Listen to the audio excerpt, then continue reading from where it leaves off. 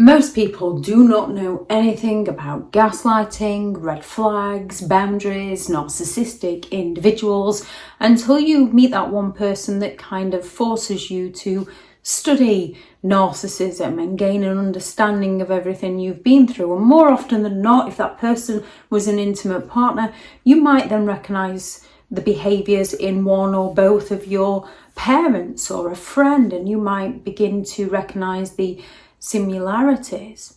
We're not two red flags, we just don't have the life skills to understand them. Everything's sort of been programmed into us, and if you're raised by narcissistic individuals, you're programmed to accept behaviour that is unacceptable. You're programmed to not question people. You're programmed to just say yes to people. You're programmed to feel guilty if you don't serve your parents if they're narcissistic.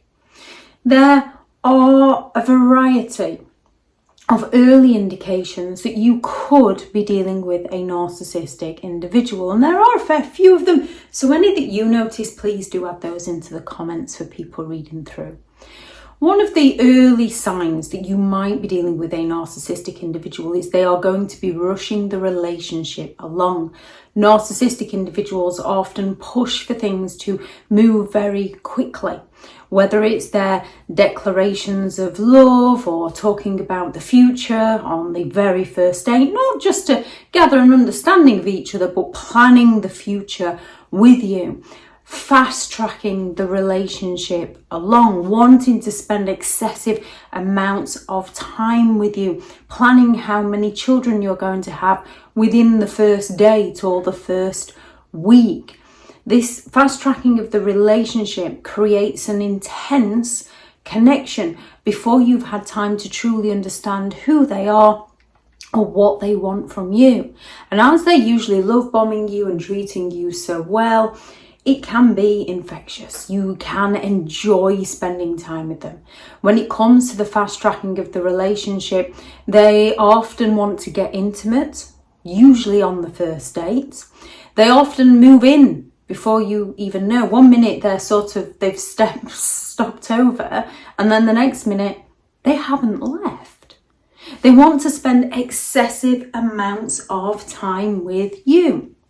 And as they're full of that charm and that flattery, and they are mirroring your dreams, your hopes, your hobbies, your behaviour, they're using them to future fake with you. It feels good to be around them. Why wouldn't you want to be around somebody who's treating you so well? Only the second you have to back out of plans, they suddenly get offended, because after all, you're good together.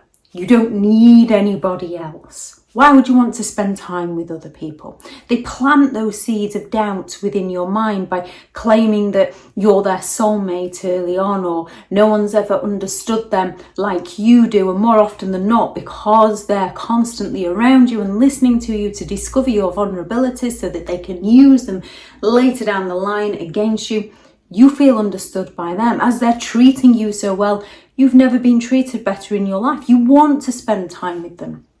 They use that excessive flattery. Narcissists don't compliment you, they're usually envious of you, and it's usually the things they're envious of that they're attracted to and then later down the line ruin for you. Narcissists shower you with what feel like compliments and attention with the excessive time. And it's a tactic that they use to help with their love bombing and idolization of you.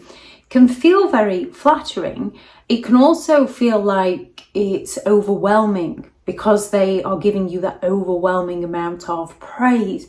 It's used to create a sense of dependency on their validation. So you're listening to their opinion more than your own. Helps them then when they start to devalue you, because you become to value their opinion. They have a lack of accountability. Nothing is ever their fault. They tend to blame anybody and everybody else for their problems. If they speak negatively about past relationships or conflicts and never take any form of responsibility, if they gossip about people in general, if they are constantly putting everybody else down, this is a big red flag. Yes, we can all potentially have a toxic parent, or maybe two. We can all potentially have had a toxic friend. We can all potentially have had a toxic partner. However, not everybody is at fault for our own decisions. Genuine people usually still question and doubt themselves. Narcissists don't take responsibility. They find logical reasons as to how they can pass the blame to excuse their behaviour. They also talk like everybody wants them. Everybody took advantage of them. Narcissists tend to need that constant attention. They require the excessive attention. So early on, you might notice they need that excessive attention and admiration and praise for you. They do things for you and you naturally praise them. You naturally thank them. They're only doing these things because they want that praise, thanks, recognition, and eternal obligation to them. They thrive on being the centre of attention. They will be the life and the soul of the party. They will charm your friends, charm your family. And they are often very irritated if it's not going their way or they're not getting the attention they believe they're entitled to. There's that emotional inconsistency. They can switch between being overly attentive and then suddenly distant or cold. So they're overly attentive until you want to see your friends, and then suddenly they become very distant and cold. These mood swings can create confusion and make you feel like you need to work harder to keep their attention. With this emotional consistency, you can go out on a date with them and they can be full of the charm, the flattery and the praise, and then they can be very insulting towards the staff, where you almost feel humiliated by just being associated with them, but you don't feel like you can say anything. They often push past boundaries, so they will often want that intimacy on the first date or within the first week.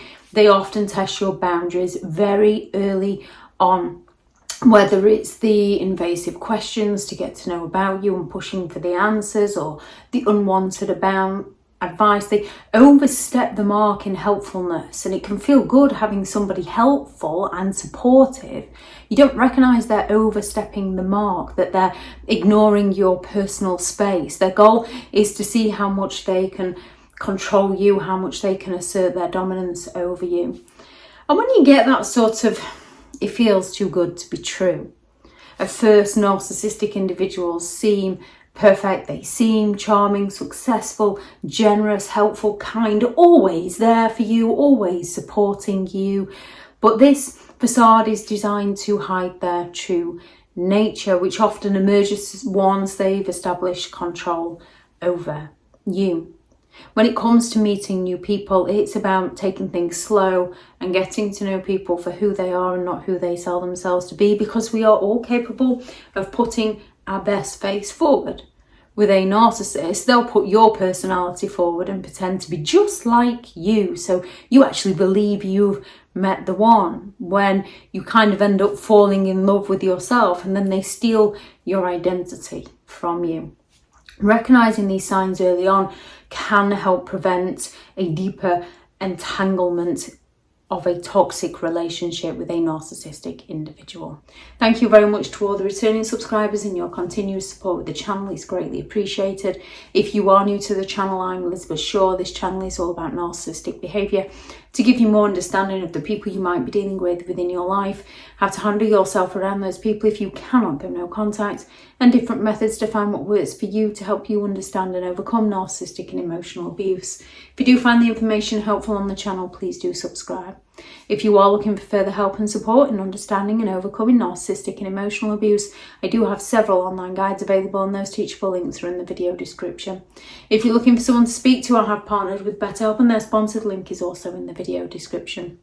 I do also have several books out on Amazon, and these are Healing from Narcissistic Abuse, a guided journal to empowerment and recovery, which is less about reading and more about writing to overcome narcissistic and emotional abuse. And then there is the relatively new book, which is the hilarious and horrifying narcissistic memes and their meanings, which are the quotes and memes that I've shared over social media over the past 5 or 6 years, and the meanings on the other side. And then there is 15 rules to deal with narcissistic people, how to stay sane and break the chain. I do also have another book on how to create boundaries around those who have no respect for your boundaries. And then there's the Narcissists Handbook, the ultimate guide to understanding and overcoming narcissistic and emotional abuse, which is all about the criteria and their behaviours and the implications, the effects that it has on you. If anyone is interested in purchasing any of those, they are all available on Amazon. Go out there and create the day that you deserve, because you do deserve to have an amazing day. Bye.